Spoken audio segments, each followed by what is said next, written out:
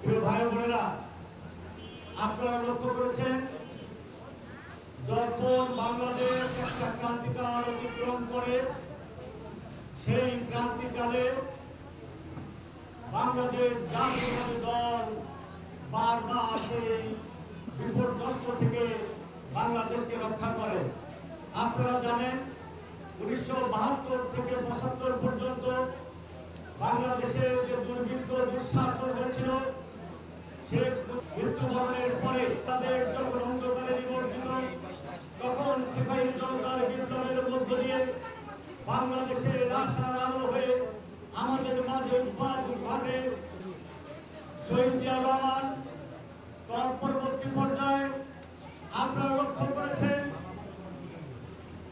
ছোট স্বৈরাচার শেখ হাসিনার চাইতে ছোট স্বৈরাচার এরশাদ সাহেবের বিরুদ্ধে বাংলাদেশের জনগণ দীর্ঘ 9টি বছর যখন আন্দোলন সংগ্রাম করেছে, আপসহীন দেশনেত্রী বেগম খালেদা জিয়া এরশাদের সাথে আপোষ করেন নাই।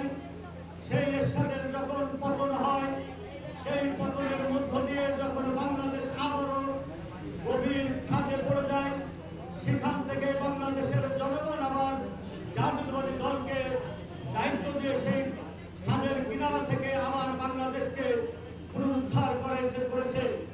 ঠিক তেমনি ভাবে আপনারা লক্ষ্য করেছেন 24-এ ছাত্র জনতার গণঅভ্যুত্থানের পিছনের যে মূল নায়ক, মাস্টার মাইন্ড, যে কারিগর, বাংলাদেশ যখন আবারও দুঃসময় পতিত হয়েছে, পৃথিবীর সর্বাপেক্ষা স্বৈরাচার শেখ হাসিনা যখন বাংলাদেশকে একটি সমুদ্রের তলদেশে নিয়ে চলে যাচ্ছিল, ঠিক সেই মুহূর্তে দেশ নায়ক তারেক রহমানের নেতৃত্বে ছাত্র জনতাকে সংঘবদ্ধ করে এই বাংলাদেশকে আবার স্বাধীনতার স্বাদ দিয়েছে। বারবার দেখা গেছে জিয়া পরিবার যখন বাংলাদেশের ক্রান্তিকাল অতিক্রম করে, জিয়া পরিবারই সেই ক্রান্তিকাল থেকে উত্তরণ করে। আগামী দিনেও আমাদের নেতা তারেক রহমান বাংলাদেশে আসবেন। আপনারা জানেন ত্রয়োদশ সংসদ নির্বাচন আগামী ফেব্রুয়ারি মাসে অনুষ্ঠিত হবে। বাংলাদেশ যদি আর কোন ক্রান্তিকাল অতিক্রম না করে, দুর্ভিক্ষ দুর্দশার ভিতরে না পড়ে, তাহলে আগামী ফেব্রুয়ারি জাতীয় সংসদ নির্বাচন অনুষ্ঠিত হবে। আর সেই নির্বাচনে আপনাদের মতামত, আপনাদের ভোটের মাধ্যমে যদি আপনারা জাতীয়তাবাদী দল বিএনপিকে রায় দেন, যদি দায়িত্ব দেন, তাহলে জবাবদিহিতা নিশ্চিত হবে বাংলাদেশে। তারেক রহমান সাহেব বলেছেন, আমরা দায়িত্ব চাই, আমরা ক্ষমতা চাই না, আমরা ক্ষমতা দেখাতেও চাই না, আমরা দায়িত্ব নিয়ে জবাবদিহিতার আওতায় বাংলাদেশের জনগণের কাছে কাঠ গড়ায় দাঁড়াতে চাই।